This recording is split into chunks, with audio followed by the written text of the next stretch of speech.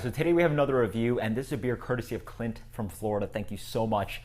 He actually introduced me to Coppertail with a shipment earlier this year, and they are, in my opinion, one of the best breweries in Florida and possibly one of the most underrated breweries in the country from what I've tried from them. But yeah, this is an awesome beer. I have yet to try this yet. This is Coppertail's Brewing Night Swim Porter.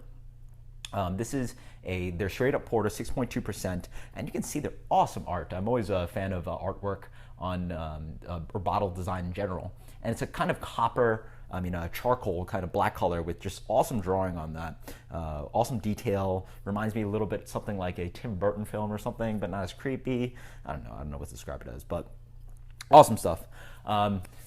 6.2 porter, I'm thinking of something like a Founders Porter, which comes in at 6.5, which is actually one of my favorite beers in the style, and actually one of my favorite beers even just fine on the shelf. So yeah, let's dig in. So the beer, I have a little bit left here. So awesome black color pouring out. Wow, really cool stuff. Always a good sign when beer pours out a little bit dark. I'm always a big fan of the robust kind of beers. So the beer is very dark in the glass, just straight black color, awesome kind of dark brown head on that. Lots of carbonation on this one. Let's get the aroma. Ooh, very nice. Wonderful kind of spicy quality. I'm getting a little bit of floral, anise, kind of licoricey kind of thing. Yeah, it's a spicy anise kind of quality. Really nice. Behind that, wonderful rich amounts of cocoa, milk chocolate, a little bit of coffee, a little bit of mocha. With that, there's a little bit of sweetness behind this, a little bit of like caramel brown sugar kind of sweetness. Cheers, guys.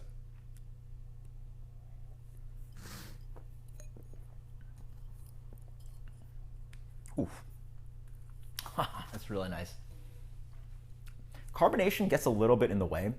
Carbonation at first, is really nice. It's like, oh, mouthfeel and all that good stuff, but it possibly interferes with the silkiness that this beer can have. So it's a little bit overcarbonated, poured out, as you guys saw, a little bit carbonated, pouring out, and you still see the carbonation rising up. A very carbonated kind of beer, which occurs on the palate as well. In the front, again, that spicy quality is very nice. It's a little, I don't know how to describe it. It's a little bit like anisey, yeah. Anisey, a little bit of licorice, but then get rolled on with milk chocolate, cocoa, a little bit of mocha, a little bit of, again, that brown sugar caramelly kind of sweetness, and then it hits this note that I'm looking for with porters.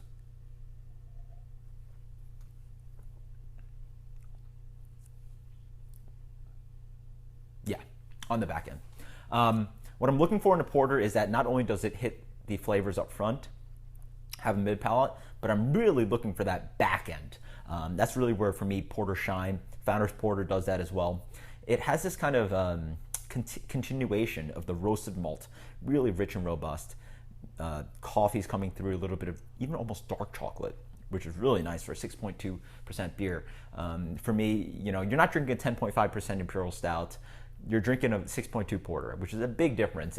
But you still want that imitation. You still want that kind of big, robust, kind of dark roasted malt kind of quality.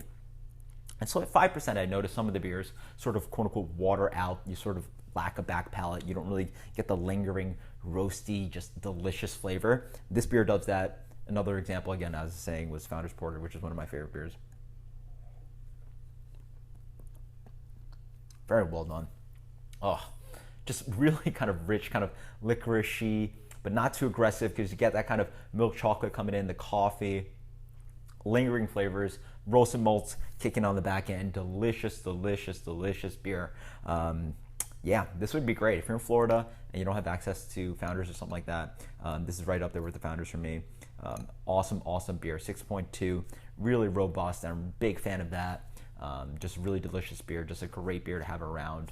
Again, if you're looking for that roasted malt kind of itch, but without drinking a full Russian Imperial Stouts, you're gonna want to seek out this beer. So this beer for me is getting, wow, really good stuff.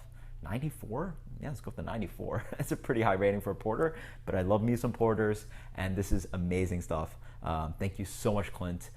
Again, Coppertail, never disappointing. One of the most underrated breweries in my opinion. Until next time, guys. Cheers. Later.